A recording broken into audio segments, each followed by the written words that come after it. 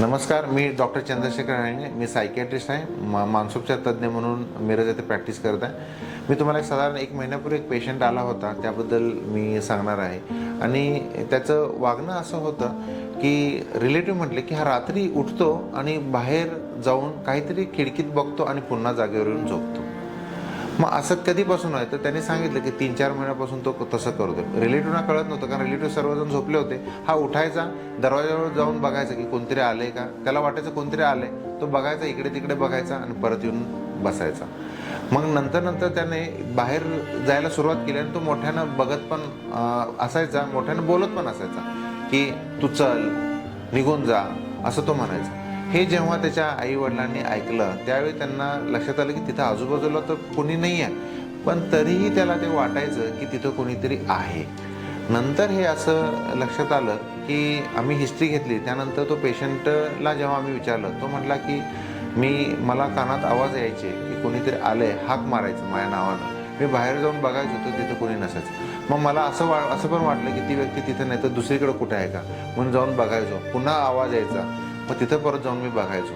तर याला भास असं आम्ही म्हणू शकतो की कानात आवाज ऐकू नाही, याला ऑडिटरी हॅल्युसिनेशन्स म्हणतो. आणखी चौकशी केल्यानंतर असं लक्षात आलं की तो दिवसा पण ज्यावेळेला तो मुलगाच होता, तो जेव्हा कॉलेजमध्ये जात होता त्यावेळी तिथं मित्रांनी पण सांगितलं की आजकाल मित्र बोलत असतात, तो जाऊन तिथं विचारायचा, काय तुम्ही माझ्याबद्दल काय बोलायला लागलाय, तुम्ही माझ्याबद्दल काहीतरी प्लॅन रचताय का, तुम्ही माझ्या अगेन्स्ट काहीतरी प्लॅनिंग करायला लागलाय. मग ते कधी पाणी पिताना पण तो आजकाल पाणी पित नव्हता. म्हणजे का, तर त्याला वाटायचं की पाण्यात काहीतरी मिसळलेलं आहे. म्हणजे हे जेव्हा लक्षात आलं, याला म्हणायचं भ्रम, याला डिल्युजन ऑफ परसिक्युशन आपण असं म्हणतो.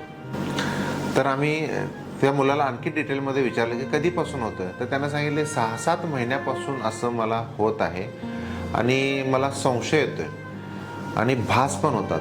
तर ही सर्व लक्षणं आहेत ही स्किझोफ्रेनियाची असू शकतात असं आम्हाला जाणवलं आणि आम्ही जवळजवळ लगेच आता महिनाभर झाला त्याला ट्रीटमेंट दिलेली आहे. पेशंटला थोडंफार जाणीव होती आणि पेशंट तयार होता ट्रीटमेंट घ्यायला, तर आम्ही औषधोपचार त्याला सुरू केलेले आहेत आणि आता तो रेग्युलर एक साधारण 30-40 दिवस झालेले आहेत आणि आता पेशंट रेग्युलर कॉलेजला पण त्यांना जाण्यास सुरुवात केलेली आहे. म्हणजे औषधोपचारानं फरक नक्कीच पडलेला आहे. सांगायचं एवढंच की याला भास आणि भ्रम आहेत, हा स्किझोफ्रेनियाचा आजार आहे. डिल्युजन आणि हॅल्युसिनेशन म्हणतो, ही लक्षणं पेशंटमध्ये आहेत आणि आता ती इम्प्रूव्हमेंट झाल्यामुळे अजिबात दिसत नाही आहेत. तर पण रेग्युलर 6 ते 8 महिने हे त्यानं औषध घेणं जरुरी आहे.